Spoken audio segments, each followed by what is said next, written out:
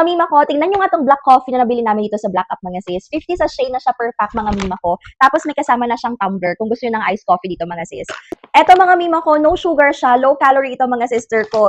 8.6 nga lang ang calorie niya per sachet. Ayan siya, ganito lang siya kaliit mga sis. And FDA approved ito mga mima ko, made in Japan and made from selected Arabica beans mga sister ko. Kaya grabe, sobrang sarap talaga nito mga mima. Pwede nga kayong gumawa dito ng iced coffee ninyo mga sis. Maglalagay nga lang kayo ng milk ninyo or pwede rin naman kayo maglagay din ng sugar kung ano ang preference niyo mga sis, kung medyo natatabangan ba kayo, ganun.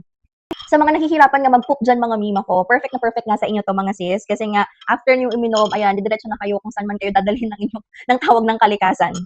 Ang bango niya mga mima ko, sa mga coffee lover dyan ako, matutuwa kayo dito mga sister ko, grabe. Sobrang bango talaga niya, as in. So, sa mga gusto nga mag-try nito, mga sis, check nyo nga dyan sa yellow basket ko kasi may trial pack nga lang tayo. Pero mga mima ko, kung ako sa inyo, mag-check out na nga kayo na ganito kalaki kasi may kasama na nga yung tumbler. Ayan mga mima ko, 550 pesos na nga ang isang pack mga sister. Murang-mura lang. Check my yellow basket. Check out na!